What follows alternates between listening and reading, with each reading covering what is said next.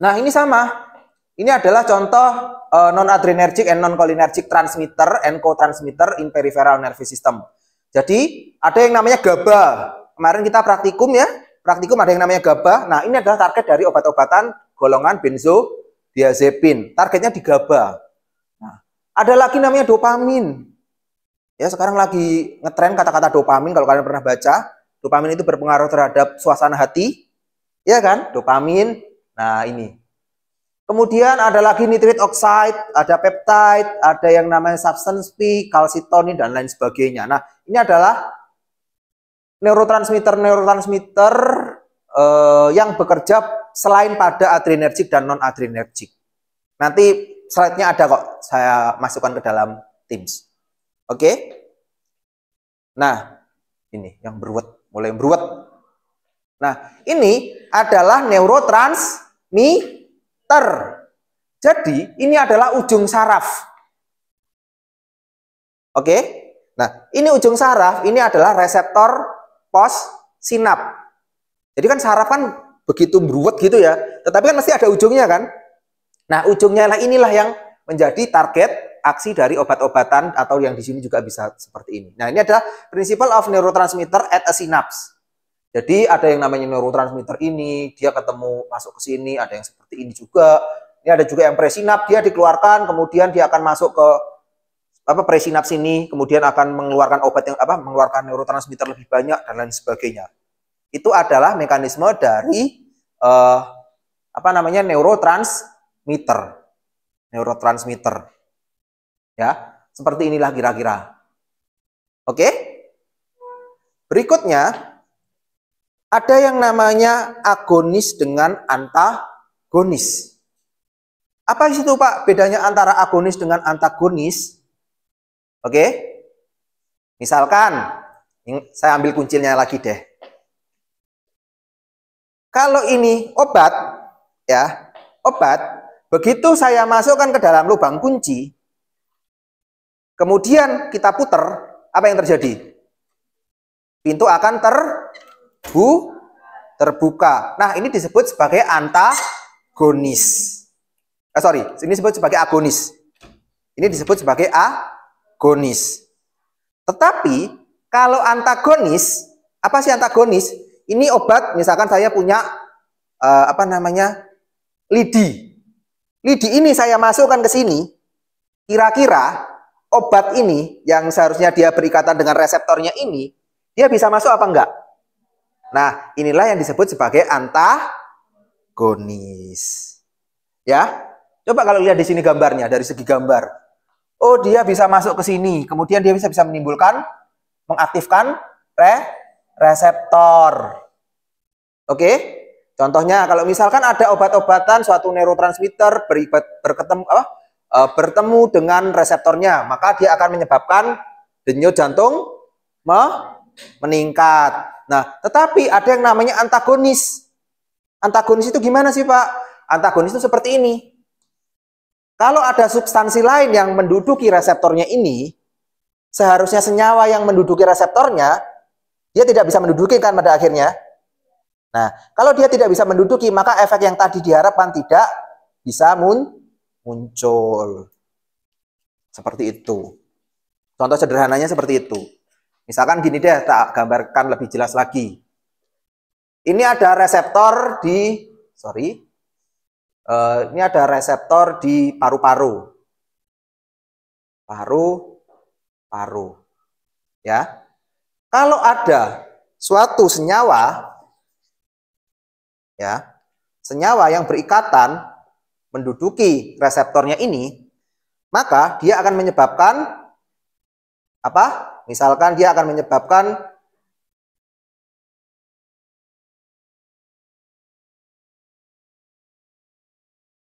dilatasi, bronkodilatasi, paru-parunya menjadi membesar atau melebar, jalur paru-parunya menjadi melebar. Nah, ini disebut sebagai agonis. Dia bisa menimbulkan efek kalau pada jantung, pada paru-paru.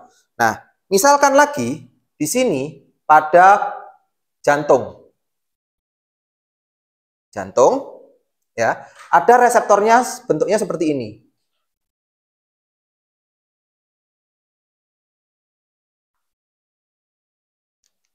Nah, yang sama-sama merah deh. Nah, ada senyawa yang seperti ini ya. Nah, ini adalah yang merah kotak ini, itu adalah senyawa yang seharusnya fisiologis dia menempati reseptornya. Oke? Kalau dia seharusnya yang merah ini yang menduduki reseptornya, dia akan menyebabkan peningkatan denyut jantung. Oke? Nah, akan tetapi kalau tiba-tiba si hitam ini masuk, menduduki tempatnya ke sini, masuk duluan, kira-kira yang merah ini bisa menduduki tempatnya enggak? Nah, kalau kan berarti nggak menduduki tempatnya kan? Nah, kalau dia tidak menduduki tempatnya, si kotak ini, apa kira-kira yang terjadi? Apakah muncul efek dari peningkatan denyut jantung? Berarti ini akan penurunan denyut jantung. Nah, inilah yang disebut sebagai agonis dan antagonis. Dan nanti kalian akan semakin banyak ketemu dengan istilah agonis dan antagonis ini. Ya, contohnya ini apa? Contohnya saya kasih contoh ya. Ini yang bekerja pada paru-paru itu adalah beta 2 agonis. Contohnya obat yang di sini apa? Beta 2 apa? Beta antagonis. Dan ini bisa saling mempengaruhi. Dan sehingga kalian nanti bisa menjelaskan, oh kalau obat ini dia bekerja seperti ini, efek sampingnya adalah begini. Itu nanti kita belajar. Tapi yang jelas kita belajar dulu mekanisme kerjanya dulu. Iya kan? Nah, contoh kalau misalkan agonis ini, beta 2 ini ketemu, maka denyut jantung akan naik atau turun kalau ketemu sama reseptornya di jantung. Naik. Makanya kalau kalian pernah tahu ada obat-obatan yang digunakan untuk mengatasi asma namanya adalah adrenalin. Oke? Adrenalin itu dia akan melegakan nafas, tetapi side effect-nya dia akan meningkatkan tekanan darah. Itu yang terjadi. Itulah yang disebut sebagai side effect.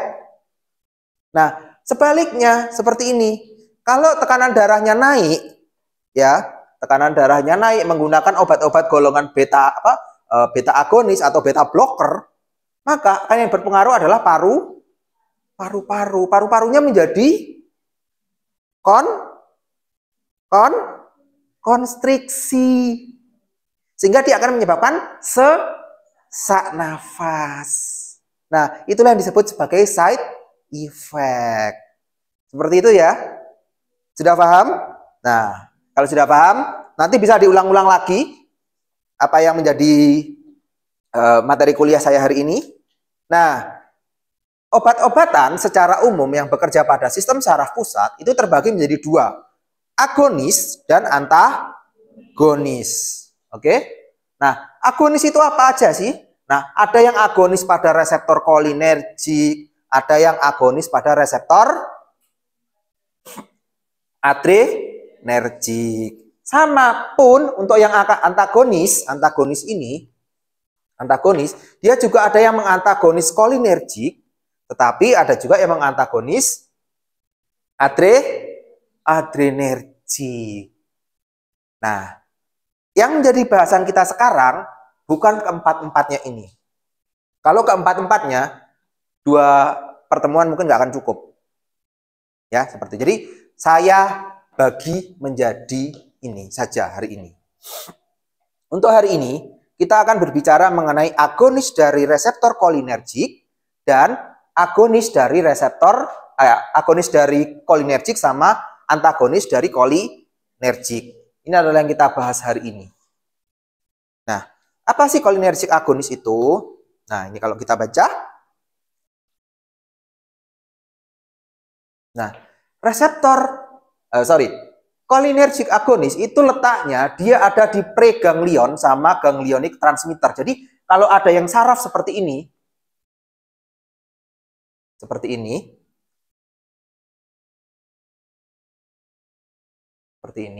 nah, dia kerjanya adalah di sini. Preganglionik sama di sini dia tempatnya. Di ganglionik. Seperti itu. Dia akan berpengaruh. Ini kan ada putih-putihnya kan. Nah, di ganglionic transmitter, di post ganglionic neuron, nah, si asetilkolin pada sistem saraf simpatis, ya, simpatis dia akan mengeluarkan asetilkolin. Nah, kalau asetilkolinnya ini diblok, maka norepinefrinnya tidak akan keluar seperti itu. Nah, ada lagi yang di sini. Asetilkolin ketemu sama reseptornya. Reseptornya misalkan namanya adalah reseptor nikotinik. Nah, reseptor nikotinik pada sistem parasimpatik itu akan menyebabkan postganglion neuron itu dia akan mengeluarkan asetilkolin lagi. Nah, asetilkolin ini yang bekerja pada reseptor muskarinik. Jadi ingat ya, kolinergik itu adalah sistemnya. Kolinergik adalah sistemnya. Sedangkan nikotinik dan muskarinik adalah reseptor. Jangan bingung. Jangan bingung. Pegang aja salah satu. Jadi kalau misalkan, oh kolinergik, sistem saraf kolinergik. Oh kolinergik, kolin. Kolin dari mana? Dari kata asetilkolin ini. Kolin dari kata asetilkolin. Berarti dia adalah suatu sistemnya. Tetapi reseptornya adalah reseptor muskarinik. Nah inilah yang berpengaruh pada saraf parasimpatis. Ya. Tetapi ada juga asetilkolin yang dia bekerja pada sistem saraf pada skeletal muscle, pada otot rangka. Skeletal itu otot rangka. Nah, ini adalah pada muscle skeletal. Nah, tetapi kalau efektor organ-organ yang lain itu pengaruhnya di sini, di parasimpatik ini. Seperti itu. Sehingga jangan kaget nanti kalau ada obat-obatan yang bekerja pada nikotinik itu juga akan berpengaruh terhadap sistem rangka kita, sistem otot kita. Seperti itu. Oke? Nah, ini dia. Ini adalah synthesis and release of acetylcholine from cholinergic neuron. Ini adalah sistem pembentukan asetilkolin. Pembentukan asetilkolin. Asetilkolin itu adalah suatu senyawanya atau neurotransmitternya tadi yang akan berikatan pada reseptor reseptornya tadi namanya ada dua, muskarinik sama nikotinik. Nah, kalau seperti ini nanti bisa dibaca. Jadi ada pertama sintesis asetilkolin. Sintesis asetilkolin itu berasal dari kolin, kemudian ditambah sama asetil-CoA, dia akan membentuk namanya asetilkolin. Nah, asetilkolin itu dia akan disimpan di dalam suatu balon seperti ini. Nah, balon ini disebut sebagai vesicle. Disimpan ya. Disimpan, asetilkolin is protected from degradation in the vesicle. Jadi, dia di dalam seperti di dalam balon. Asetilkolin itu balon-balon kecil yang disimpan di dalam balon yang lebih gede. Oke? Paham ya? Nah, asetilkolin, nah, kemudian bagaimana sih rilisnya? Ada namanya ion kalsium. Begitu kalsium masuk ke dalam sinap, ke dalam sel ke dalam sistem ke dalam saraf ini, maka dia akan menyebabkan vesikel ini lama-lama akan ke ujung dari sistem sarafnya. Setelah dia ke ujung, maka si kolin-kolin ini, asetilkolin yang biru-biru ini, dia akan dilepaskan. Brung. Lepas.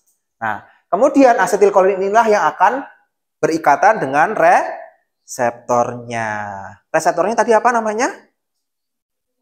Muskarinik dan kolinergik. Nah, setelah kita berikatan, ya, ada yang namanya degradasi, akan dimetabolisme, akan dibuang.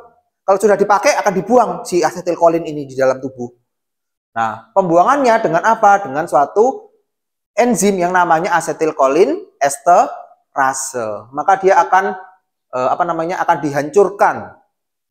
Seperti itu, akan dihancurkan oleh asetilkolin esterase. Sehingga dia akan numpuk di sini. Iya kan? Diproduksi, jumlahnya banyak, kalau nggak dibuang, ini juga akan menimbulkan suatu masalah. Seperti itu. Ya. Nah, ini adalah sintesisnya. Kemudian secara umum, tadi reseptor kolinergik reseptornya ada berapa? Ada Dua apa? Muskarinik sama nikotinik. Nah, nikotinik itu tidak banyak berpengaruh dalam dunia kesehatan. Ya, dia cuma numpuk tempat nikotin itu nempel. Nah, tetapi yang paling banyak berperan itu adalah reseptor ini, teman-teman. Reseptor muskarinik. Reseptor muskarinik. Nah, tuh, Pak, kok ada M1, M2, M3? Nah, iya. Ini adalah namanya subtipe. Kalau alfa tadi kan punya alfa 1 sama alfa 2. Itu disebut juga sebagai subtipe. Reseptor beta juga punya beta 1 sama beta. Nah, kalau muskarinik itu ada 3. Reseptor M1, reseptor M2, sama reseptor M3. Itu adalah subtipe dari reseptor. Dan ini juga punya peran masing-masing. Apa? Ini. Nah, ini dia. Misalkan pada reseptor M1, tempatnya tissue location-nya ada 1, CNS. CNS atau Central Nervous System. Kemudian ada lagi namanya di gastric and salivary gland. Kemudian ada namanya automatic ganglia sama enteric nerve. Efeknya apa sih yang terjadi kalau organ-organ tersebut ketumpangan atau ditempeli oleh asetilkolin? Efeknya adalah ini. Kalau misalkan tadi si reseptor muskarinik atau reseptor muskarinik tadi ditempeli oleh asetilkolin, maka dia yang pertama efeknya adalah peningkatan fungsi kognitif. Nah, inilah yang menjadi target obat-obatan apa? Alzheimer atau kepikunan. Kalau orang-orang Alzheimer itu kan terjadi penurunan fungsi kognitif. Nah, sehingga obat-obatan untuk mengatasi Alzheimer targetnya adalah reseptor M1. Kemudian ada lagi namanya seizure activity sama secretion. Secretion apa? Secretion yang ada di dalam lambung. Seperti itu. Nah, asetilkolin kemudian dia akan ketemu sama reseptornya. Reseptornya dia akan mengeluarkan namanya gastrin. Gastrin inilah yang akan memicu peningkatan asam lambung. Bukan gastrin, akan histamin, ding. Histamin. Histamin ini akan memicu peningkatan asam lambung. Sehingga ada obat-obatan yang namanya ini histamin 2 reseptor antagonis. Ada obat-obat golongan ini sehingga dia akan mencegah histamin ketemu reseptornya, nemplok di reseptornya. Sehingga dia tidak akan menyebabkan peningkatan asam lambung. Ada yang tahu contohnya apa ini?